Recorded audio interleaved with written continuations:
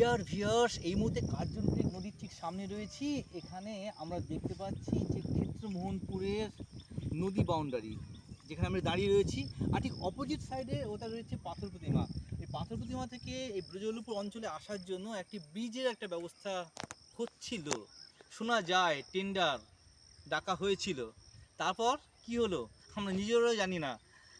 এই প্রসঙ্গে বিশেষভাবে বলবার জন্য এখানকার একজন লোকাল মানুষ, স্থানীয় বাসিন্দা সৌরভ পাহাড়ি মহাশয়কে আমি এই বিষয়ে বলবার জন্য আমন্ত্রণ জানাচ্ছি।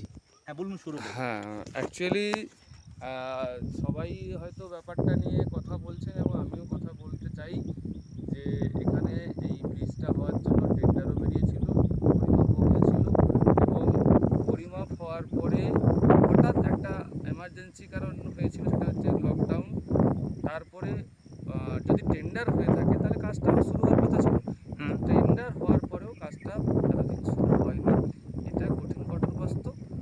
অনেক রকম অজুহাত দেওয়া শুরু হয়েছে, বিভিন্ন রকম ব্যাপার হলে এখানে বোঝা সম্ভব নয়। এখানে আন্তর্জাতিক সড়ক নাকি আন্তর্জাতিক জায়গা, মানে আন্তর্জাতিক মাধ্যম আর কি, এই ওয়াটারওয়ে সিস্টেম মনে হয় জলপথ দিয়ে আন্তর্জাতিক যোগাযোগ মাধ্যম হয়তো। হ্যাঁ, কিন্তু ব্যাপারটা হচ্ছে আর সামনে তো হলদিয়ার বন্দর আছে, হলদিয়া বন্দর থেকেও তো আন্তর্জাতিক যোগাযোগ করা সম্ভব। এই ছোট্ট নব্যতাযুক্ত জায়গা, সেখানে আন্তর্জাতিক সড়ক করার কি দরকার আছে? একদম। আচ্ছা, তাহলে এইটা যে হলো না, তাতে এই ব্রজবল্লভপুর বা আশেপাশে কোন কোন এলাকার মানুষেরা ক্ষতিগ্রস্ত হচ্ছেন? এখানে দেখুন, যেখানে যেখানে ব্রিজ হয়নি কিছু জায়গায় কিছু ফেরি খেয়ার ব্যবস্থা করা হয়েছে, লঞ্চ, ছোট লঞ্চের মাধ্যম দিয়ে পার করার ব্যবস্থা করা হয়েছে। আচ্ছা, কিন্তু যে উদ্দেশ্য নিয়ে করা হয়েছে ওখানে যদি বাস টাস পৌঁছায়, কারণ বাস ওখানে পার হয় না, কারণ ওই লঞ্চে সময় দেওয়ার মতো নিউ জেনারেশন জেনজি তারা কিন্তু ওই লঞ্চ পার হওয়াটাকে নৌকা পার হওয়ার সমান ভেবে নিয়েছে। সেই কারণে ওখানে বাস পারাপার হয় না।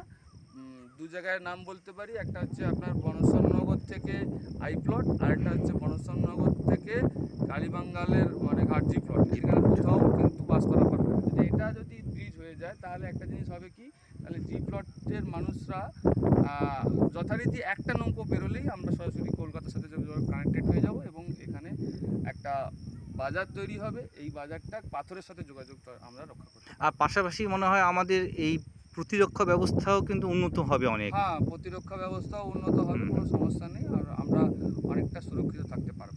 আচ্ছা, ঠিক আছে। তাহলে ডিয়ার ভিউয়ার্স, আমরা এতক্ষণ ধরে দেখতে পেলাম যে মানে বিগত রাজ্য সরকার, অর্থাৎ তৃণমূল কংগ্রেস শাসিত যে সরকার ছিল, সেই সরকার চাইলে কিন্তু এই ব্যাপারে উদ্যোগী হয়ে অনেকটা কাজ করতে পারত, কিন্তু তারা করেননি বা করতে পারেননি।